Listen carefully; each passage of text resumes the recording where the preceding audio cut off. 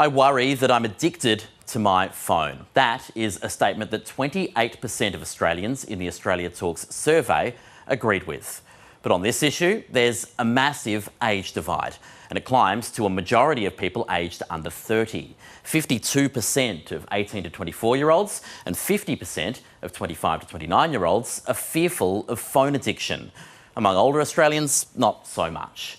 Those younger age groups also overwhelmingly agree that they spend too much time online.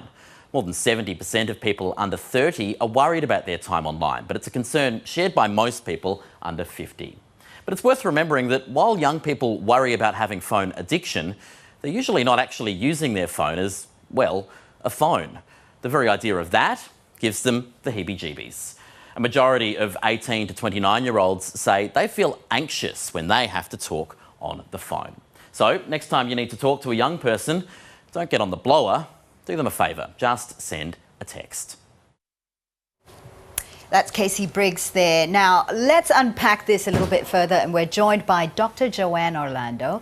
She's a digital wellbeing expert and author of Life Mode On. Welcome to the studio. Thank you so much. Hello. Now, we've put our phones away just for you. So, look, the WHO defines addiction as having a physical or behavioural dependence on a substance. Does addiction to your phone differ in any way to this definition? Well, there's no actual classified condition of addiction to your phone or internet addiction. The difference between being, addicted to your phone and a physical, substance abuse is that our phone and our technology is integrated through our jobs, through our home life. We keep in touch with the kids, all those kinds of things. So there's an absolute need for us to be using technology across all aspects of our life. So we have to use it. We want to use it. So it's a very blurry kind of space in terms of being classified in that way. Yeah, when does it cross the line? Because obviously, you just have to catch public transport to know how much people cannot not be on their phones. They cannot just stand there, and I'm guilty of this too, and, watch life go by. They have to be on their phones. So where does it cross the line then? Yeah, absolutely. And it's one of the things I talk about in our book, and a lot of people feel quite out of control when it comes to their technology use, and they find themselves mostly on their phone, but they find themselves on their phone and they don't even realise that they're doing it. And that's why people tend to say, I'm addicted. But the reason is that our phone is always with us, or our mobile device is always with us, and we tend to use it to manage our stress or to escape. So you've had an argument, customer was difficult, kids are driving you mad. You tend to pull out your technology and as a way of letting off steam and just relaxing. So, and because our devices are always with us, we're doing that more and more. So it's become a automatic behaviour. So even the tiniest lull, I'm a little bit bored waiting in line for coffee, I'll pull out my phone. So that's what we're thinking of when we're thinking of addiction. But the problem is actual using your device to let off steam, to manage your stress. And of course, you don't really manage your stress, you're kind of just using it, but you're not actually resolving the issue, and that's at the heart of the problem. Just on that point, Jo, you said, just waiting in line for a coffee or whatever, or just watching life go by. I feel uncomfortable doing that. I feel like I need to be doing something, and so I do. I pull out my phone and I'm scrolling through Twitter, the social medias or whatever.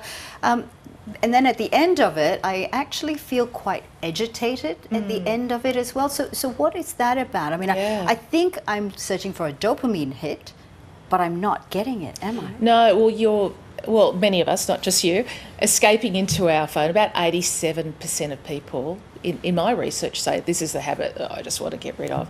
No, it's a dopamine hit. It's dealing with that uncomfortable moment, even though it's just waiting in line for coffee. Don't want to stand there by yourself doing nothing. So it's not really an important, uncomfortable moment, but that's what we're doing.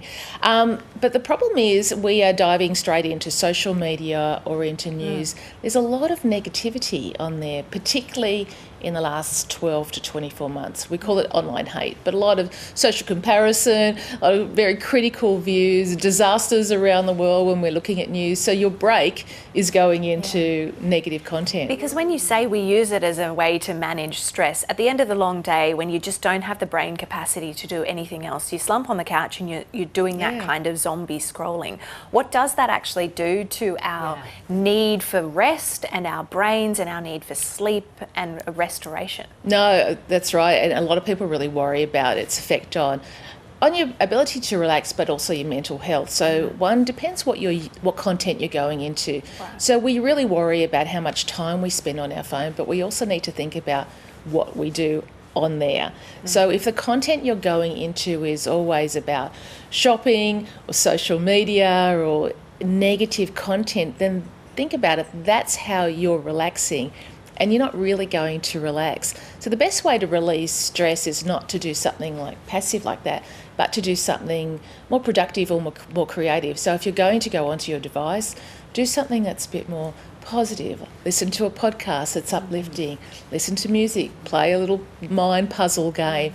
Scroll through your photos. Take up, an art app or a music app, or expand your activities. We do tend to think of, being on the phone or being on the couch as relaxing. And I do know several people who would be sitting on the couch watching TV, but also scrolling on their phone at the same time. What does that do to the brain? Because you're trying to focus on what's happening on TV, but you're also focusing on what's happening on your phone. And sometimes on your phone, you're scrolling through social media and you're answering messages and emails at the same time. So your brain has to focus on so many things. What does that do to you? That's right. I call it a digital cocoon. We kind of surround ourselves with our devices, live in our little device world. One is we think we can multitask, right? So you think about it, we're going from one activity to another. But we think we are, but our brain actually can't do it. So what's happening is our brain is going from one activity to the next, to the next, to the next. So one is it's quite exhausting for our brain to be able to do that. And also we never actually get to do anything properly. It's a snippet of your attention here. And during the workday, a lot of people actually work like that. They've got their phone open in front of them, but they might be working or constantly checking their phone. So we never have that time for deep thinking and really putting ourselves completely into a task. We've run out of time, but just very briefly, how can we improve? Okay, so I'll give a couple of tips. One is to think about when you're stressed, watch yourself over a day. Think about those times when you actually reach for your phone. What is it that's driving you there? And I think two, think about the kind of content that you're continuously using. Is it negative content? Is it about things that are making you stress, or are you expanding your kinds of activities to be more productive and creative?